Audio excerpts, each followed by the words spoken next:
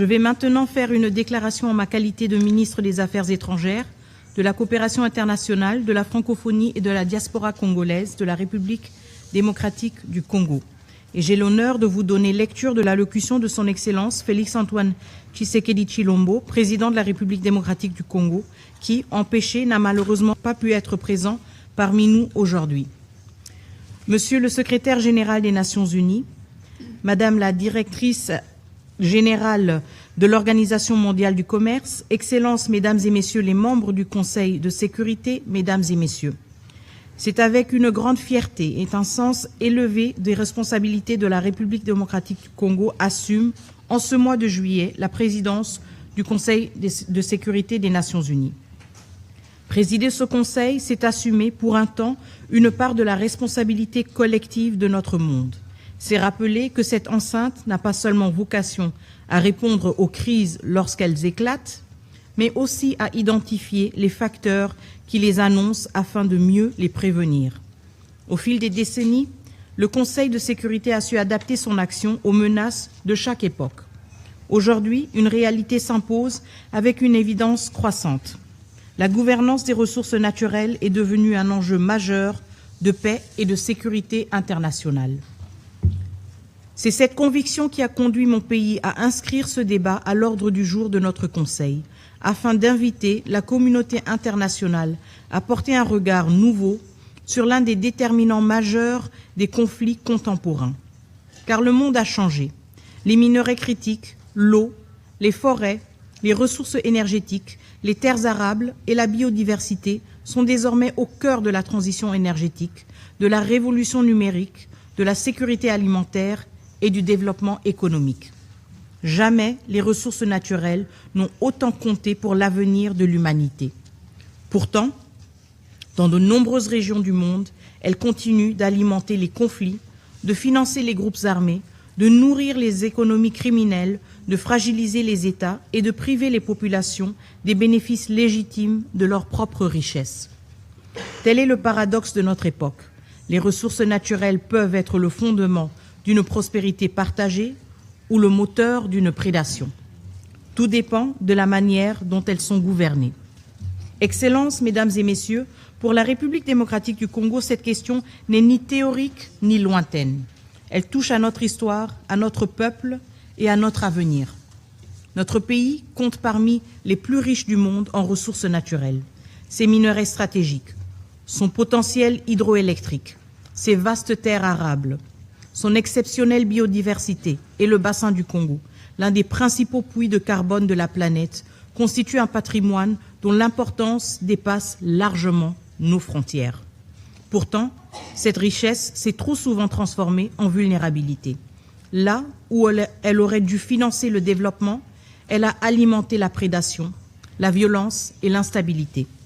Dans l'est de mon pays, la paix durable demeure indissociable de la lutte contre l'exploitation illégale des ressources naturelles, du démantèlement des groupes armés, de l'assèchement de leurs circuits de financement et de la fin des réseaux qui permettent à des minerais issus des zones de conflit d'intégrer des chaînes d'approvisionnement mondiales. Lorsque des ressources stratégiques financent la guerre plutôt que le développement, il ne s'agit plus seulement d'un défi national. Il s'agit d'une menace pour la paix et la sécurité internationale. Il ne peut y avoir de transition énergétique véritablement juste si elle repose sur l'injustice faite au peuple producteur. Il ne peut y avoir de chaîne d'approvisionnement réellement sûre sans sécurité pour les États et les communautés qui produisent ces ressources. C'est pourquoi la République démocratique du Congo ne vient pas devant le Conseil de sécurité pour se plaindre, elle vient partager une expérience, porter une conviction et proposer une voie. Car la situation de la République démocratique du Congo n'est pas une exception. Elle révèle un déséquilibre mondial auquel seule une action collective, fondée sur l'équité et la responsabilité, permettra d'apporter une réponse durable.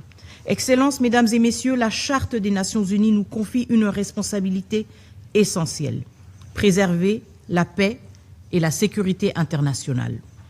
Cette responsabilité ne consiste pas seulement à répondre aux crises lorsqu'elles éclatent.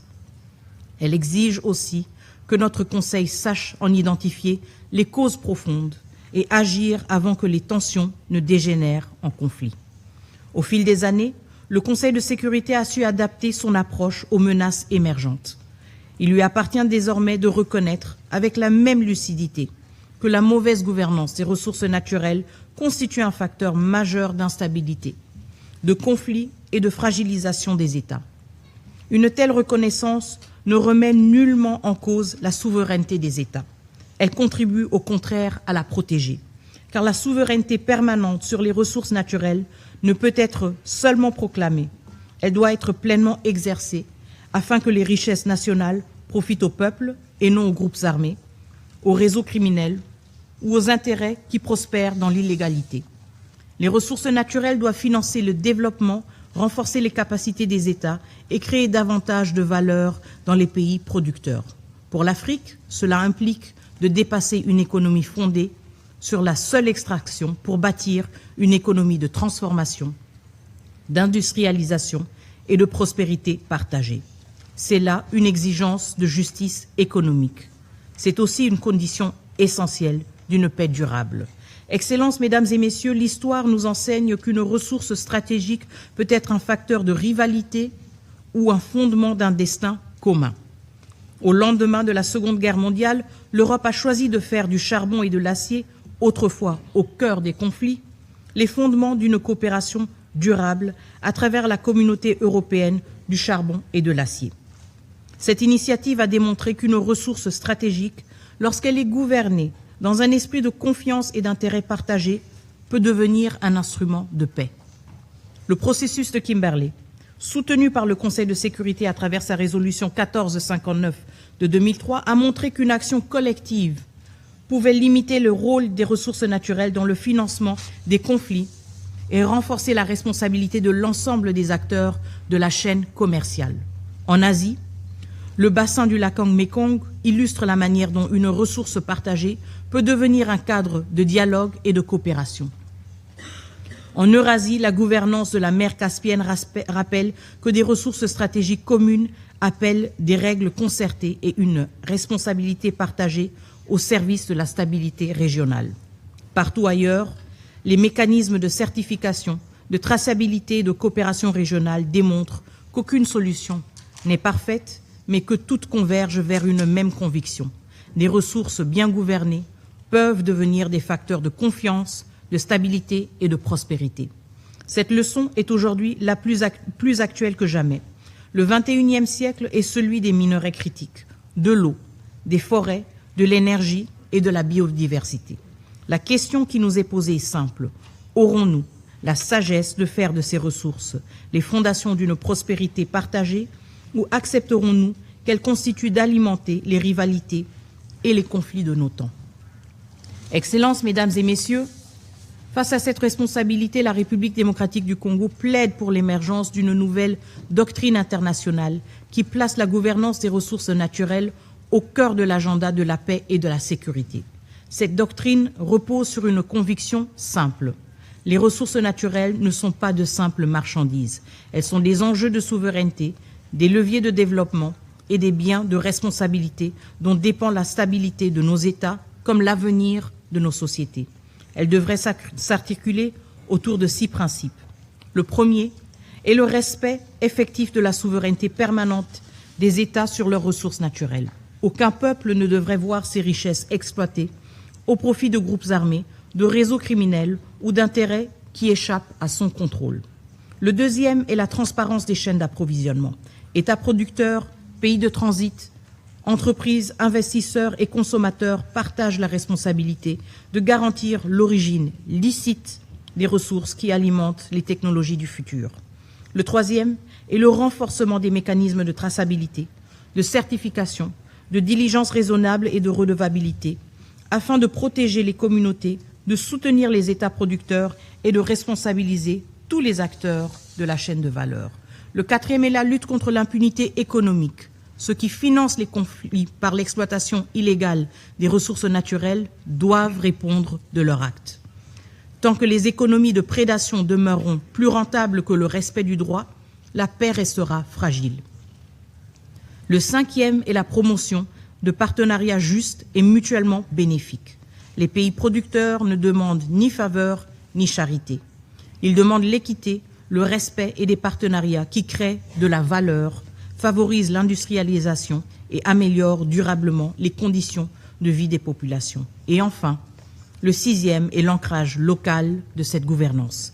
Les populations vivant au cœur des zones d'exploitation doivent être protégées, associées aux décisions et bénéficier des retombées des ressources qui constituent leur patrimoine. Car une ressource qui enrichit le monde mais appauvrit la communauté qui l'abrite devient, tôt ou tard, une source de frustration, de contestation et d'instabilité. Excellences, Mesdames et Messieurs, la République démocratique du Congo prend aujourd'hui la parole avec la gravité d'un pays éprouvé par l'histoire, mais aussi avec la confiance d'une nation qui se relève, assume son destin et entend mettre son immense potentiel au service de la paix, du développement et de la coopération internationale. Notre ambition est claire, faire de nos ressources naturelles non plus une source de vulnérabilité, mais un levier de transformation, de stabilité et de prospérité. La République démocratique du Congo est un pays solution. Elle l'est pour la transition énergétique mondiale grâce à ses minerais critiques, pour la lutte contre le changement climatique grâce au bassin du Congo, pour la sécurité hydrique, énergétique et alimentaire de l'Afrique grâce à ses ressources en eau, son potentiel hydroélectrique et ses vastes terres arables, pour la préservation de la biodiversité mondiale grâce à son patrimoine naturel exceptionnel et pour l'industrialisation de l'Afrique à condition que ces ressources soient davantage transformées sur place au bénéfice de la valeur ajoutée, de l'emploi et des compétences. Mais pour que la République démocratique du Congo joue pleinement ce rôle, elle doit être en paix. Et pour que cette paix soit durable, il faut tarir les sources économiques de la guerre. Voilà pourquoi le débat qui nous réunit aujourd'hui dépasse le seul cadre congolais. Il est africain, il est mondial, il concerne les pays producteurs comme les pays consommateurs, les institutions internationales comme les organisations régionales, les acteurs économiques comme les générations futures. Car nous sommes liés par les mêmes chaînes d'approvisionnement, les mêmes défis climatiques et la même exigence de sécurité et de dignité. Notre démarche ne vise ni à opposer des producteurs aux consommateurs, ni à créer de nouvelles lignes de fracture. Elle repose sur une conviction simple. Dans un monde interdépendant, la sécurité des chaînes d'approvisionnement, la stabilité des États producteurs et le développement des populations locales sont indissociables. Une chaîne d'approvisionnement n'est véritablement sûre que si elle est juste.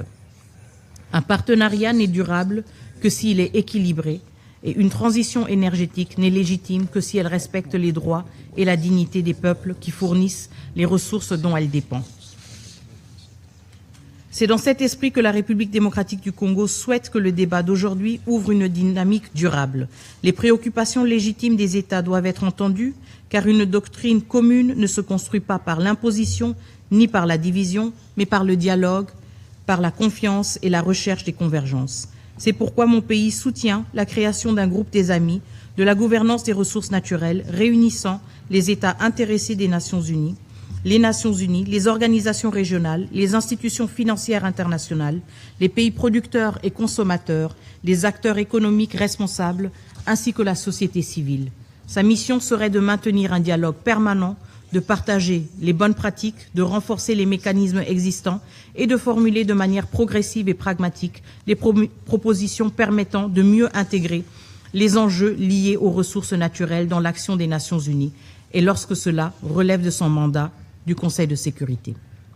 Tel est l'esprit de la démarche que nous proposons, une approche qui respecte la souveraineté des États, renforce leur gouvernance, protège les populations, responsabilise les marchés et fasse des ressources naturelles non plus des vecteurs de conflits, mais les fondations d'une paix durable. Excellences, Mesdames et Messieurs, l'histoire retient rarement la durée de nos débats. Elle retient le courage de nos décisions. Chaque génération est appelée à répondre aux défis de son temps.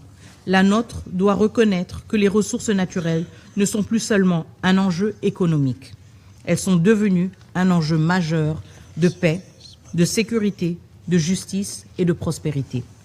Nous pouvons continuer à intervenir lorsque les crises ont déjà éclaté, ou nous pouvons agir en amont en nous attaquant aux économies de prédation qui les alimentent. Nous pouvons accepter que les ressources du XXIe siècle continuent de financer les conflits où nous pouvons décider qu'elles financeront le développement, l'innovation et la dignité des peuples. Tel est le choix qui s'offre à nous, telle est la responsabilité qui incombe à notre génération, telle est l'ambition que la République démocratique du Congo porte aujourd'hui devant le Conseil de sécurité. Les ressources naturelles ne doivent plus être les frontières de nos rivalités, elles doivent devenir les fondations de notre sécurité collective.